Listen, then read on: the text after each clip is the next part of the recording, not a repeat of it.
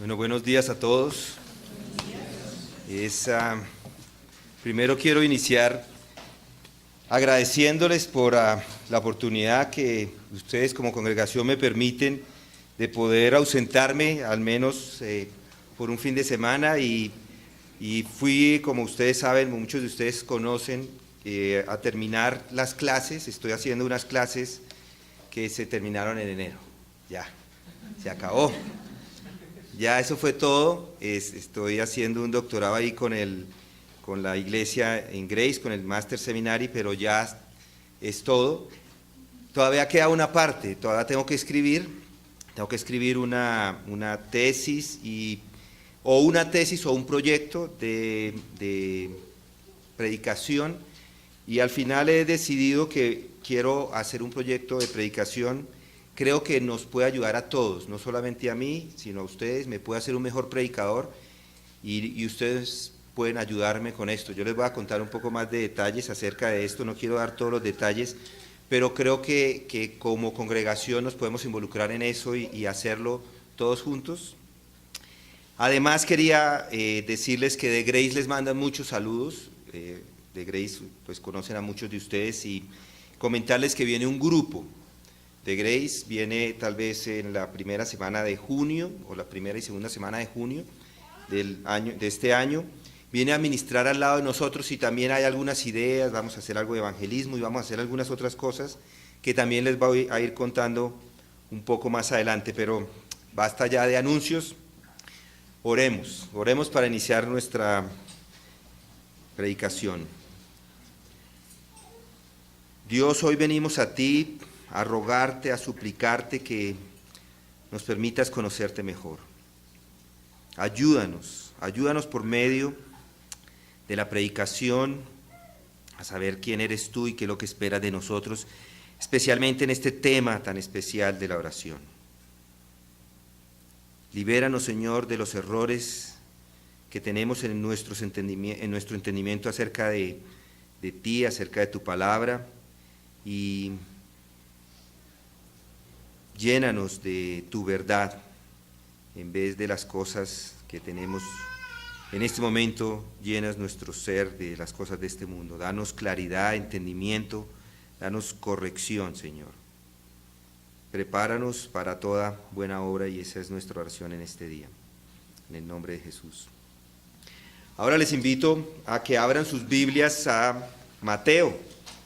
Regresamos al libro de Mateo, capítulo 6, donde hemos estado en las últimas semanas meditando, estudiando estas palabras que encontramos allí, estudiando la oración modelo.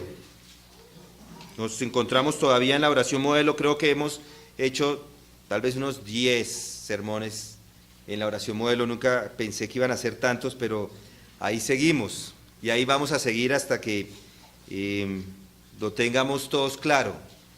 Estamos en el versículo 12, pero vamos a leer del 9 al 12. Mateo 6, versículo 9 dice: Vosotros pues orad de esta manera: Padre nuestro que estás en los cielos, o en los cielos, santificado sea tu nombre, venga tu reino, hágase tu voluntad, así en la tierra como en el cielo. Danos hoy el pan nuestro de cada día, y perdónanos nuestras deudas, como también nosotros hemos perdonado a nuestros deudores. Y ahí vamos a parar. Para introducir esta oración modelo, quiero que veamos lo que hemos visto hasta el momento. Si se dan cuenta, si lo vemos ahí en los mismos versículos, primero se dirige hacia el Señor: Padre nuestro que estás en los cielos, santificado sea tu nombre. Se está dirigiendo la oración exclusivamente a Él. Venga tu reino, hágase tu voluntad. Todo el tiempo la oración está dirigida hacia Él, y pidiendo que se den las cosas que son importantes para Él. Ahora empieza desde el versículo 11 a focalizarse en la persona, en las necesidades básicas o de orden físico para nosotros. Primero dice en el versículo 11: el pan nuestro de cada día, dásnoslo hoy. y perdónanos nuestras deudas como también nosotros perdonamos a nuestros deudores. Entonces, en esta serie de peticiones, esa primera tiene que ver con el orden físico y luego vienen unas peticiones de orden espiritual. Perdona nuestros pecados y no nos metas en tentación, mas líbranos del mal. Hoy vamos a continuar esta tremenda petición del versículo 12, en esta oración modelo que el Señor ha desarrollado con más detalle en los versículos 14 y 15, y doy lectura a ellos. Dice, porque si perdonáis a los hombres sus transgresiones, también vuestro Padre Celestial os perdonará a vosotros. Pero si no perdonáis a los hombres, tampoco vuestro Padre perdonará vuestras transgresiones. El tema es, perdona nuestras deudas. Esta petición nos introduce a un tema que todo cristiano debe lidiar, y es el tema del pecado. Todo cristiano tiene pecado en su vida. Debemos recordar la expresión perdona nuestros pecados en el contexto que encontramos acá. Ese ruego es de aquellos que pertenecen a Dios. La oración comienza dirigida a quien, si se dan cuenta, es al Padre Celestial. Pero un individuo, una persona que no conoce a Dios, no puede dirigirse a Él como su Padre. Solo los hijos de Dios pueden llamar a Dios Padre. Miren lo que dice Romanos, vamos a Romanos 8. Romanos 8.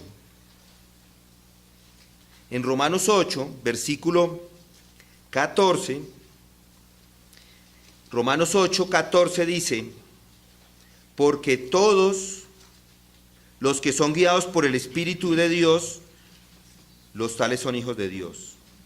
Pues no habéis recibido un espíritu de esclavitud para volver otra vez al temor, sino que habéis recibido un espíritu de adopción como hijos, por lo cual clamamos, Abba Padre. Solo los hijos de Dios pueden venir a pedir perdón por sus pecados. Es un privilegio solo de los hijos de Dios. Entonces, como hijos, no existe una bendición más grande, ¿no les parece? No hay un conocimiento más precioso de todos los seres humanos de saber que se es perdonado por Dios y que son todos los pecados perdonados por Él. Esta es la afirmación y la plegaria de todo hijo de Dios. Necesitamos el perdón. Y la razón es porque todos los seres humanos tenemos un problema monstruoso, mayúsculo, gigantesco. El problema fundamental del hombre es que está separado de Dios por causa del pecado. Aunque el cristiano tiene vida eterna en Cristo, aunque el cristiano ha sido transformado por el Espíritu de Dios, aunque el cristiano es una nueva criatura, todavía peca y lucha con el pecado. Esto es obvio en las Escrituras, y yo, si voy preguntando a cada uno de ustedes, seguramente es su experiencia, no solamente su experiencia semanal o mensual, es su experiencia diaria. Miren Romanos, lo que dice el Pablo en Romanos también, acerca de esa experiencia diaria, Romanos 7, una página antes, seguramente en sus Biblias, Romanos 7 y el versículo 21. Dice, versículo 21, así que queriendo yo hacer el bien, hallo la ley de que el mal está presente en mí, porque en el hombre interior me deleito con la ley de Dios, pero veo otra ley en los miembros de mi cuerpo que hace guerra contra la ley de mi mente y me hace prisionero de la ley del pecado que está en mis miembros. Miserable de mí, ¿quién me libertará de este cuerpo de muerte? Cuando usted acepta y se convierte a Cristo, la lucha no termina. Todavía peca, todavía lucha con la tentación. Ya no vive en el pecado como lo hacía antes, ni se deleita en el pecado como lo hacía antes, pero todavía es tentado y a menudo pecan, igual yo. Ustedes y yo estamos del mismo lado. El pecado es su mayor problema, como lo es el mío. No existe cristiano sin pecado. Primera de Juan dice, si decimos que no tenemos pecado, nos engañamos a nosotros mismos y la verdad no está en nosotros. Entonces, aún como cristianos, el problema es el pecado que aún mora en nosotros y les hace caer, y nos hace caer constantemente. Pero gracias a Dios, Él provee una solución a ese problema. La provisión para ese problema del pecado es el perdón de Dios. Y si recuerdan en Mateo, en los versículos que acabamos de leer, la palabra perdón se repite 6 veces. Ese es el tema de estos versículos. Desde el versículo 12, perdónanos nuestras deudas. En el versículo 12 también, perdonando a nuestros deudores. Versículo 14 del capítulo 6, igual. Si perdonáis a los hombres sus transgresiones. El 15 dice, pero si no perdonáis a los hombres, tampoco vuestro Padre perdonará. Perdón, perdón, perdón. 7 veces. ¿Cómo es posible? La pregunta que uno se haría. ¿Cómo es posible que Dios perdone el pecado? ¿Cómo es posible que Dios borre y quite el pecado del hombre? Bueno, Dios provee su perdón en base al sacrificio de su Hijo, Jesucristo. Dios tuvo que hacer algo en contra del pecado. Él no podía olvidarse del pecado. Por eso está Jesucristo. Él declaró en su palabra que la paga del pecado es muerte. Es decir, que todo el mundo que peca va a tener una muerte física, va a tener una muerte espiritual y va a tener una muerte eterna. Por lo tanto, todo ser humano merece y va en camino a la muerte eterna. Y esa es la condición de todo ser humano sin Cristo. Vamos a Efesios. Efesios capítulo 2.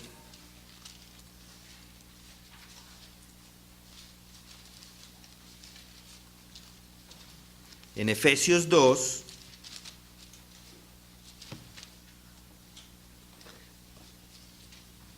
por eso es que Pablo nos habla a nosotros aquí de estas cosas. Dice, y Él os dio vida a vosotros que estabais muertos en vuestros delitos y pecados, y en los cuales anduvisteis en otro tiempo según la corriente de este mundo, conforme al príncipe de la potestad del aire, el espíritu que ahora opera en los hijos de desobediencia, entre los cuales también todos nosotros en otro tiempo vivíamos en las pasiones de nuestra carne, satisfaciendo los deseos de la carne y de la mente, y éramos por naturaleza hijos de ira, lo mismo que los demás.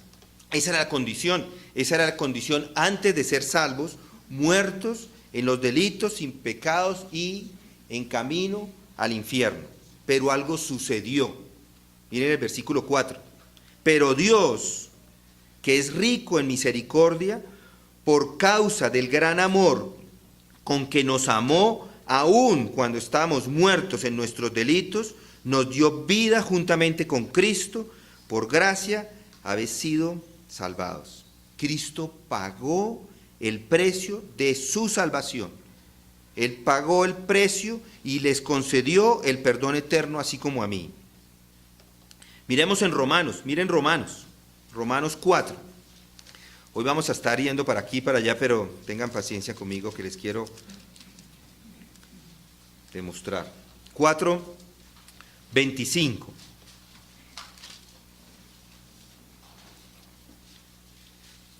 Dice, el cual,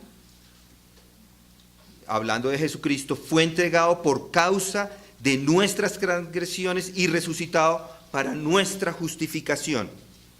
Entonces, en base a la muerte de Jesucristo, ¿quién pagó por el pecado de cada creyente? Dios ahora puede perdonar. Su demanda en contra del pecado ha sido satisfecha con la muerte de su propio Hijo. La última vez que vimos esto en las Escrituras, observamos que hay 2 aspectos del perdón de Dios. El primer aspecto es el aspecto que llamamos el perdón legal o por decreto de Dios. Este es el perdón que Dios da o provee al creyente como juez del universo. Este es un perdón posicional y completo de Dios para todo aquel que cree en su Hijo Jesucristo. Cuando Dios salva, Él declara justos delante de Él. Es como si Él no nos viera con pecado, Él nos declara perfectos. Él firma un contrato, Él pone un sello y lo firma y ya estamos con Él. No hay la salvación. En la salvación todos los pecados del pasado fueron perdonados, pasados, presentes y futuros. Miren lo que dice ahí en Romanos 8. Ese es el orden de la salvación. En Romanos 8 encontramos el orden. 8:29 dice, porque a los que de antemano conoció, ya los conocía, de antemano antes de haber nacido, también los predestinó a ser hechos conforme a la imagen de su Hijo, los predestina, les tiene un plan para que Él sea el primogénito entre muchos hermanos, y a los que predestinó, a esos también llamó. Ahí está el llamado, estos estaban predestinados, a estos llama, y a los que llama, a esos justifica o a esos salva. Y a los que salva o justifica, a esos también los pone en el cielo. Es decir, Él está a cargo de todo y son las mismas personas siempre. Si ustedes se dan cuenta, ahí está hablando de la misma persona. Desde el 29 dice a los que, y luego continúa los que. Es la misma persona. A ellos los ha salvado para siempre. Además de la salvación, Dios imputa una justicia. Dios pone su justicia sobre él. Nos declara como justos. Por eso Pablo, otra vez en Romanos, miren Romanos 3, 3:21, pero ahora, aparte de la ley, la justicia de Dios ha sido manifestada, atestiguada por la ley y los profetas, es decir, la justicia de Dios por medio de la fe en Jesucristo para todos los que creen, porque no hay distinción. Para todos los que creen en Él. Esa justicia es imputada, es dada, como el apóstol Pablo también nos recuerda en 2 Corintios 5:21, al que no conoció pecado, por nosotros lo hizo pecado para que nosotros fuésemos justicia de Dios en él. En el momento de la salvación, por virtud del sacrificio de Cristo, a favor nuestro nos declara justos, nos cubre con su justicia y nos perdona eternamente de todos nuestros pecados. Por eso, en Romanos 8, volvamos otra vez a Romanos 8, miren el versículo 33.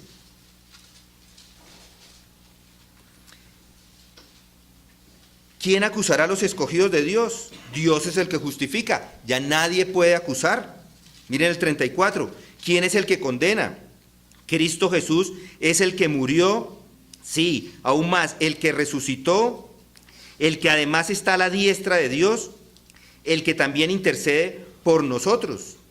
Miren el 38, porque estoy convencido de que ni la muerte, ni la vida, ni ángeles, ni principados, ni lo presente, ni lo porvenir, ni los poderes, ni lo alto, ni lo profundo, ni ninguna otra cosa creada nos podrá separar del amor de Dios que es en Cristo Jesús, Señor nuestro. El perdón por decreto de Dios para el creyente es final, total y eterno. Alguien se hará la pregunta entonces, si es eso cierto, y es cierto, si nuestros pecados ya han sido perdonados y lo han sido, si ya el documento ha sido firmado y está con sello, apostillado, notaría, todo lo que hay que hacer, ¿por qué entonces en Mateo nos da esa oración de que, Señor, perdona nuestros pecados, no que ya fueron perdonados? ¿Qué necesidad habrá de orar por el perdón de los mismos pecados que Él ya nos perdonó? De nada sirve que Él nos perdone por algo que ya ha sido perdonado, ¿no es cierto? Dios nos pide que pidamos perdón. Yo les digo que esto tiene que ver con el proceso de santificación. La idea de pedir perdón por los pecados futuros, además de aquellos que se han cometido en el pasado, si no se hiciera, descartaríamos o invalidaría la intercesión de Cristo por nuestros pecados diariamente. Es decir, Cristo es nuestro abogado hoy, que está intercediendo por nosotros hoy, está perdonando nuestros pecados hoy. Si el pecado se perdona antes de cometerse, ¿qué necesidad hay de pedir perdón por los pecados diarios? ¿No les parece? ¿Para qué yo quiero un abogado si el pecado se perdona antes de cometerse? Dios perdona todos los pecados pasados de los creyentes, pero los pecados futuros se van a perdonar en el momento en que yo me arrepienta y pida perdón por esos pecados. Esto nos lleva a considerar el segundo aspecto del perdón de Dios. Hay dos perdones, hay dos aspectos. Aquí vamos a encontrar el resultado a esto, a este dilema, que por qué tenemos que seguir pidiéndole perdón a Dios. El segundo aspecto del perdón de Dios le vamos a llamar el perdón relacional de Dios.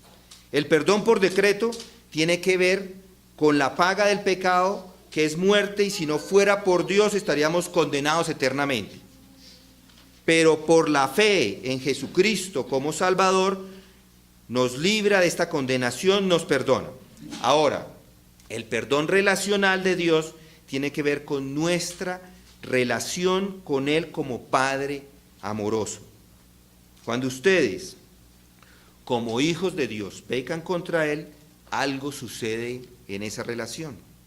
Si bien Dios ya no es el juez, sino su Padre, y como tal, tiene una relación con su Hijo, como Padre, Él no cambia.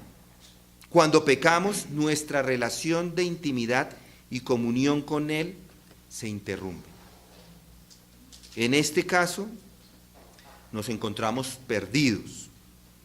Recuerdo una vez visitando una finca de unos amigos cerca, aquí a Bogotá, hace varios años, tenía en esta finca, salía neblina en enero, me parece que fue, o en diciembre, pero una neblina muy densa, tanto que caminaba unos 3 metros y ya no veía ni la casa, era súper densa, tan densa que no se veía nada. Así es acá.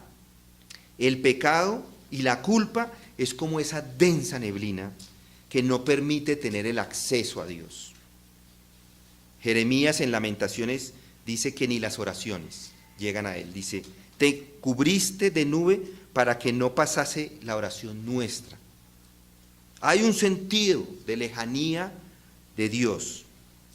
Si su conciencia les acusa, el Espíritu de Dios que ahora reside en ustedes y en mí, y nos muestra esto, nos muestra nuestro pecado, entonces ¿qué hay? Hay tristeza en los corazones y necesitamos experimentar el perdón relacional de Dios. Pensemos en los hijos. Cuando ellos pecan, sus hijos, por ejemplo, cuando ellos pecan en contra de ustedes, mientras no se han arrepentido, la relación no es la mejor relación. Pero una vez que reconocen sus faltas y piden perdón, la relación se restablece. El que ha cometido la falta ya no lo quiere hacer más, quiere agradar al Padre y no pecar más contra Él. Lo que este texto nos está hablando es de esto. Hay una ofensa a Dios y Él se separa del pecador porque nada inmundo puede estar cerca de Él. Entonces, cuando Dios perdona legalmente, también santifica. Son conceptos diferentes. La justificación y la santificación son conceptos diferentes, pero están unidos. Al que Dios perdona, por decreto también lo santifica. La justificación es ese momento de ese perdón que ya hasta ahí llega, ese perdón eterno, pero comienza un proceso de santificación.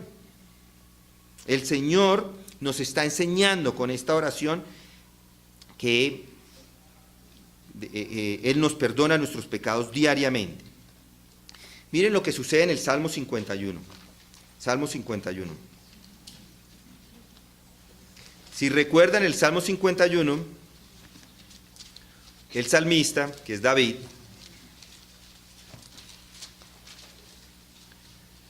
pide a Dios perdón por su pecado. David había caído terriblemente en un pecado de adulterio y de homicidio.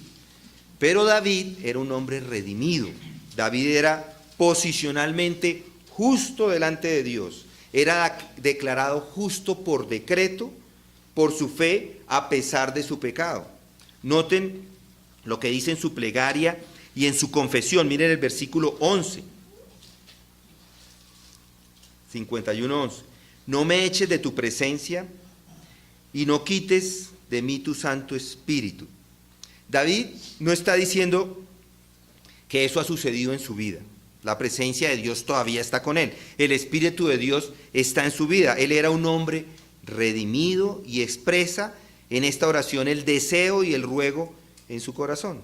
Dios no quitaría su espíritu, ni le echaría de su presencia. Miren el 14. Líbrame de homicidios, oh Dios, Dios de mi salvación. David sabía que le pertenecía a Dios y que tenía perdón por decreto de Dios, pero también sabía que había pecado y su conciencia no le dejaba tranquilo. Miremos el versículo 2. Lávame más y más de mi maldad y límpiame de mi pecado, porque yo reconozco mis rebeliones y mi pecado está siempre delante de mí.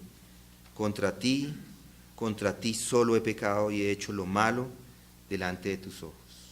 David sabía que su relación con Dios se había interrumpido y por eso, miren el versículo 8, hazme oír gozo y alegría y se recrearán los huesos que has abatido. Esconde tu rostro de mis pecados y borra todas mis maldades. Crea en mí, oh Dios, un corazón limpio y renueva un espíritu recto dentro de mí. Vuélveme el gozo de tu salvación y espíritu noble me sustente. David no estaba pidiendo que Dios le salvara otra vez, sino que estaba rogándole a Dios que Él restituyera el gozo, el sentido de intimidad que él había perdido con su padre como consecuencia de su pecado. Esta es parte de la santificación diaria que tiene todo pecador. Miren en Primera de Juan, vamos a Primera de Juan. Primera de Juan.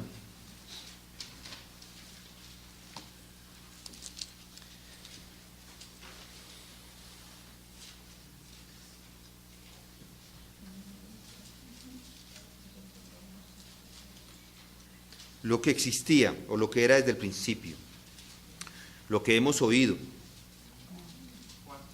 Primera de Juan 1:1. Lo que era desde el principio, lo que hemos oído, lo que hemos visto con nuestros ojos, lo que hemos contemplado y palparon nuestras manos tocantes o acerca del verbo de vida. El tercero, lo que hemos visto y oído os proclamamos también a vosotros para que también vosotros tengáis comunión con nosotros y en verdad nuestra comunión es con el Padre y con su Hijo Jesucristo. Juan está diciendo, nosotros que son los apóstoles proclamamos el Evangelio de Jesucristo. ¿Con qué propósito? Para que también vosotros tengáis comunión con nosotros y en verdad nuestra comunión es con el Padre y con su Hijo Jesucristo. El propósito de la proclamación del Evangelio es para que los que crean tengan comunión con Dios el Padre y con el Señor Jesucristo, y como resultado, comunión con la familia de Dios. El propósito de la salvación es reconciliar al pecador con Dios, es tener comunión con Dios, llegar a ser parte de la familia de Dios. Por eso predicamos el Evangelio. El segundo propósito del Evangelio es que los hijos de Dios gocen de intimidad con Dios. Miren el 4. Os escribimos estas cosas para que nuestro gozo sea completo. ¿Sí lo ven? Cuando Dios nos salva, Él nos coloca en una comunión con Él. La obediencia a su palabra como hijos de Dios nos trae gozo completo. Legalmente, Dios nos salva y nos declara justos. Tenemos comunión con Él. Relacionalmente, Dios nos disciplina cuando caemos en pecado para restaurarnos ese gozo de su salvación. ¿Cómo es que ese gozo se restaura? Miren el versículo 9 de Primera de Juan. Si confesamos nuestros pecados, Él es fiel y justo para perdonarnos los pecados y para limpiarnos de toda maldad. Esa es la manera. Miren el Juan 13, ahí también nos ilustra, en el Evangelio de Juan, Juan 13, vamos a Juan 13, Juan capítulo 13.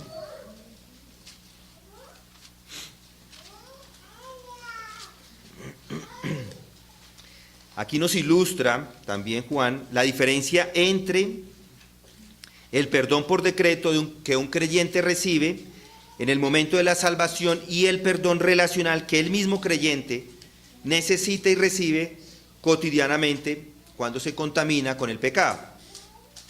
Miren el versículo 1. Antes de la fiesta de la Pascua, sabiendo Jesús que su hora había llegado para que pasase de este mundo al Padre, como había amado a los suyos que estaban en el mundo, los amó hasta el fin. En el versículo 4, se levantó de la cena y se quitó su manto, y tomando una toalla se la ciñó. Luego puso agua en el lebrillo y comenzó a lavar los pies de los discípulos, y a enjuagarlos con la toalla con la que estaba ceñido.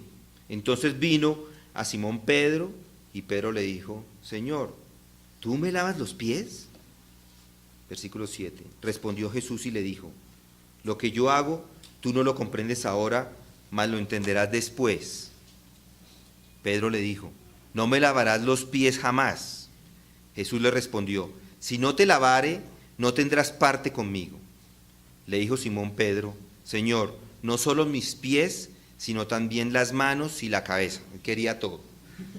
Jesús le dijo: el que está lavado no necesita sino lavarse los pies, pues está todo limpio, y vosotros limpios estáis, aunque no todos, hablando de Judas, el que lo iba a traicionar, porque sabían quién le iba a entregar. Por eso dijo: no estáis todos o limpios todos. Esta es la última cena. Los discípulos estaban discutiendo quién sería el mayor en el reino de los cielos. Ellos no estaban preocupados en su Señor y en el hecho de que iba camino a ser ejecutado. Eso nos muestra la condición pecaminosa de estos hombres, la condición pecaminosa de su corazón, aún de los que eran creyentes y que estaban con Él. Cristo se dispone a enseñarles una gran verdad en cuanto al perdón, la salvación y el pecado, incluyendo la santificación, por medio de esta costumbre, por medio de esta práctica, que era una práctica que se hacía de cortesía para aquellas personas que eran visitantes en el Medio Oriente. Durante esa época ellos llegaban con los pies bastante sucios, no tenían zapatos, ni habían calles limpias como las tenemos hoy. Pero se hace esto. Antes, esta era una práctica que se hacía antes de comer. Cuando se acerca a Pedro, Pedro le dice: no. El Señor le contesta: es necesario para tener el gozo. Necesita tener el gozo completo conmigo. Pedro entonces dice: bien, entonces báñame todo. Jesús le dice: no es necesario, porque ya estáis limpios, sois salvos, habéis sido limpiados por medio de Cristo una vez y para siempre. Pero habían unos que no, uno que no, especialmente Judas, el que lo iba a traicionar. Lo único necesario ahora es la limpieza diaria para gozar completamente de esa relación con Dios. el lavado diario, el perdón cotidiano del Padre Celestial a sus hijos es lo que nos enseña 1 Juan 1:9. Si confesamos nuestros pecados, Él es fiel y justo para perdonarnos los pecados y para limpiarnos de toda maldad. Esto nos introduce a esa plegaria, a esa petición: perdónanos nuestros pecados. Los pies no se presentan delante del Señor, no pueden ser lavados. El perdón diario no se puede obtener sin confesar los pecados. Lo que vemos aquí es que la confesión del pecado es indispensable para disfrutar del gozo de la comunión con Dios. Esta es una verdad básica en las Escrituras.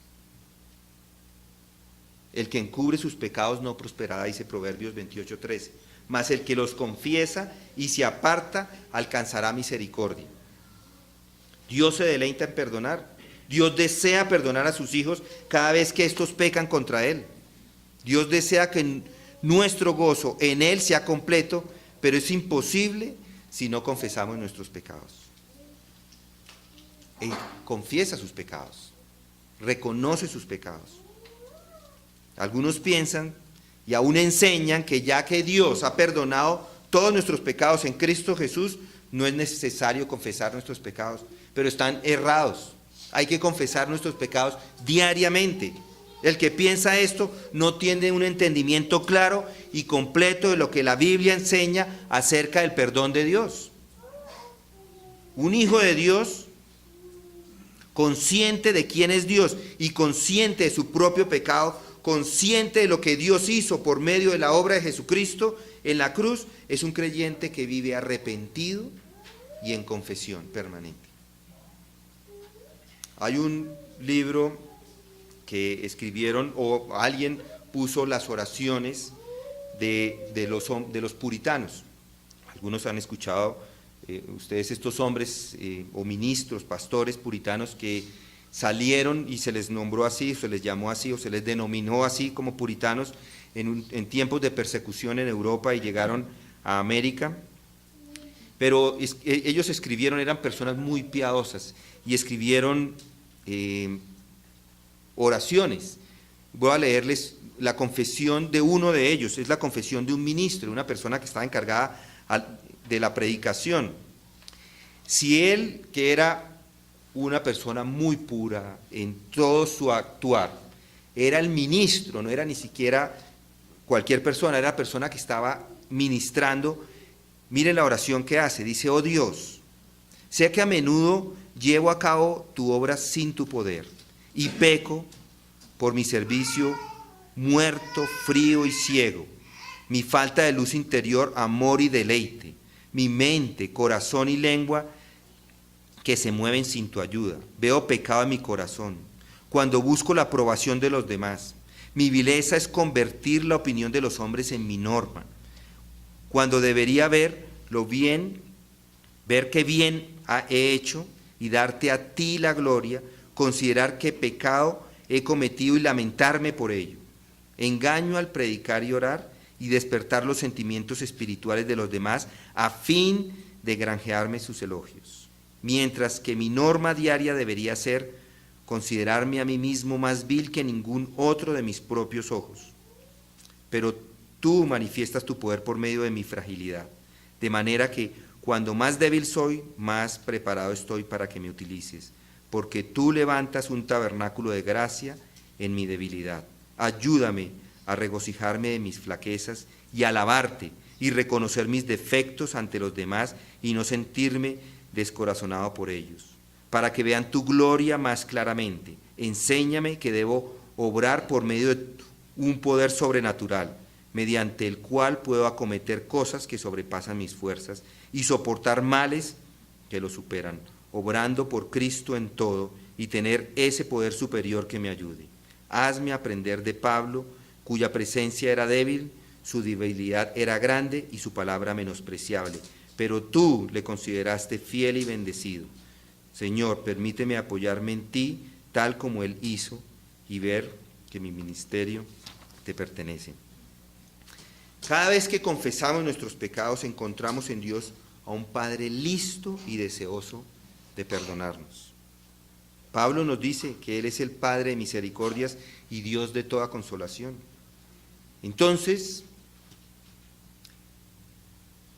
viendo acerca de esto, vemos viendo el bosquejo que tenemos hoy, viendo que el hombre tiene un problema grave, grande, que es el pecado.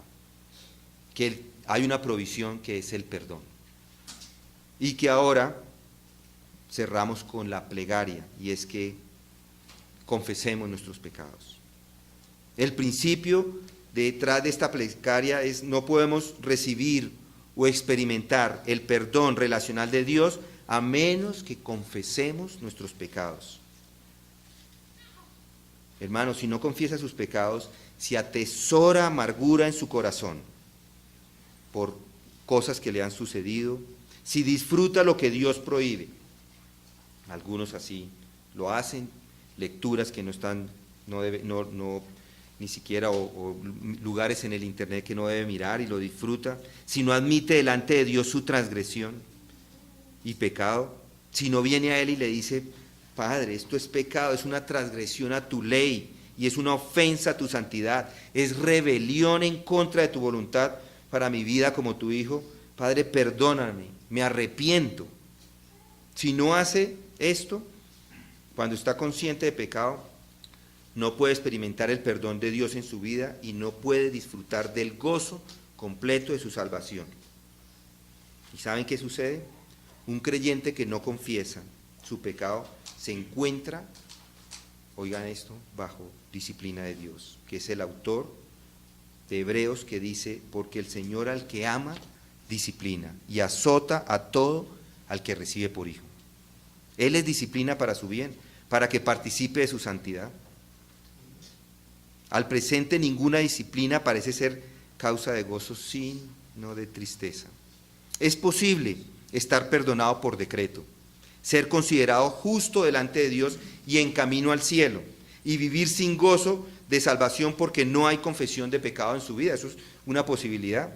La confesión entonces es indispensable para experimentar gozo completo y plena victoria espiritual. Quisiera terminar con otra oración de otros de los puritanos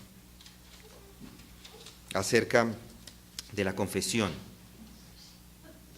Dice: Señor misericordioso, perdona todos mis pecados de este día, semana y año, todos los pecados de mi vida, los pecados de la infancia, la juventud y la madurez, de omisión y comisión, de ataques de ira y mal humor, de palabra, de vida y de conducta, de dureza de corazón, incredulidad, presunción y orgullo, de infidelidad a las almas humanas, de falta de determinación valerosa en la causa de Cristo, de deficiencia en un celo manifiesto por su gloria, de deshonra por su gran nombre, de engaño, injusticia y falsedad en mi trato con otros, de impureza en mis pensamientos, palabras y actos, de codicia que es idolatría, de bienes atesorados indebidamente, despilfarrados irreflexivamente, no consagrados a tu gloria, el gran dador, pecados privados y en familia, en el estudio y en el ocio, en los lugares frecuentados por los hombres, en el estudio de tu palabra y en su descuido,